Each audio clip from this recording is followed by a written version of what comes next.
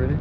So this is Duluth Missabe and Iron Range caboose that I bought from the railroad in 1981. I bought it in Duluth when I was at a Sioux Line convention up there. So I've had it for quite a while now, 40 years, I guess, whatever it is. And at that time I had it brought down on the railroad to Waupaca. I actually bought two of them back then, and the other one I sold to the Iowa Historical Society. And this one I didn't have a place for it at my home because I live in town, but a friend of mine who's a real fan and has model railroad stuff lives in the country, so we put it out there and had it there for many years. But then when I bought the freight house here, the Sioux Line freight house building, we had a place to put it in town, so that's when I brought it here. It was where it is now, and we're gonna keep it right in town behind the freight building. So you can see what it looks like. I've had to do some repainting over the years and fix it up, but it's basically like it looked when I got it back in 19.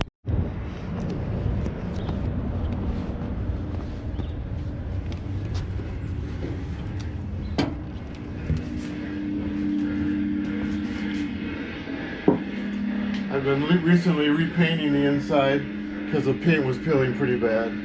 So it looks pretty decent right now. I've got a few tools out yet, things that I'm working on. So I painted it the same color that it was, with the gray color here.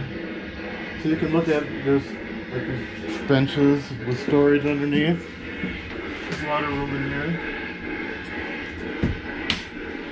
When I got the caboose, the stove was missing.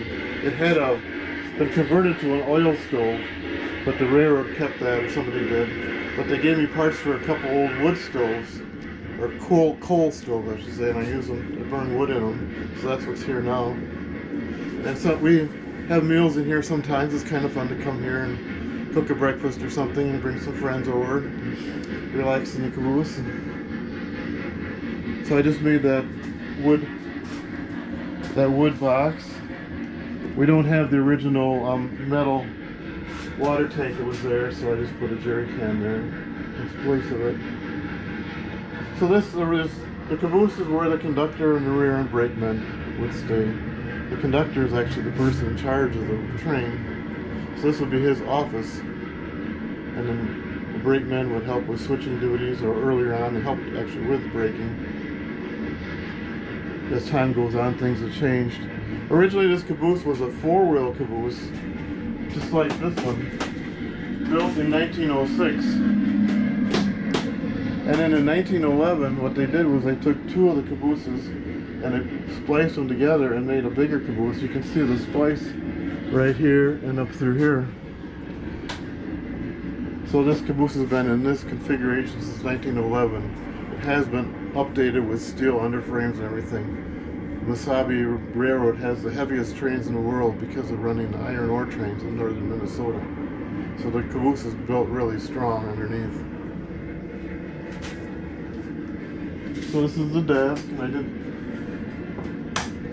what we have is sounds from a Missabe steam engine made from a caboose behind the engine. So right now you're listening to actual sounds that you would have heard when you were in this caboose when it was in use. It was kind of fun having that recording. And there's all kinds of room in the back. There's a storage cabinet. This is the old radio cabinet. This is where the cupola, where they would sit and watch over the train, watch for hot boxes or problems with the train cars or anything that could go wrong, especially in the olden days before they had all the electronic devices at the end of the train.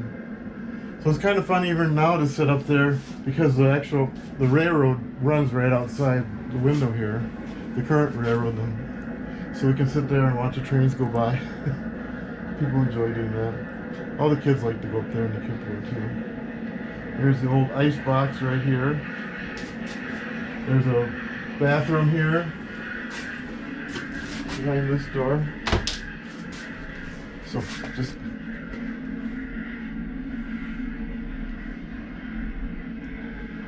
I got a box on top of the ice box here. There's a bunker down here, and then the box here where you put your things in. These doors here were a generator with a diesel engine to generate power for electricity in the caboose.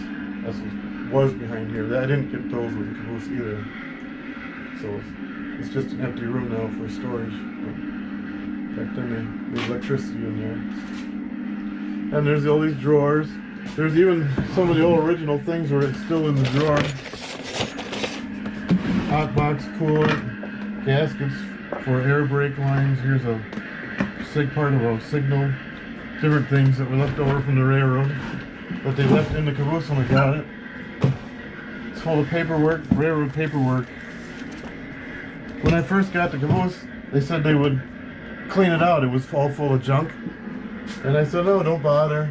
So that way I could go through it and get all the old papers and tools and stuff that they left in here, which was kind of nice. Let's see, what else would we want to look at in here? Not sure. There's a stretcher cabinet up there for injuries and things.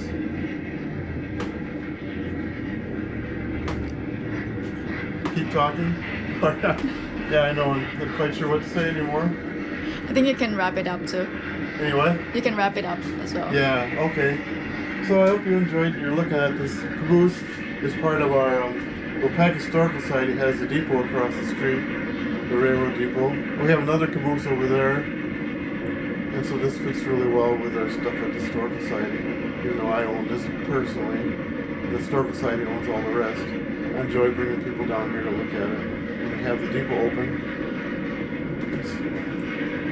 So thank you for looking at it with me here today.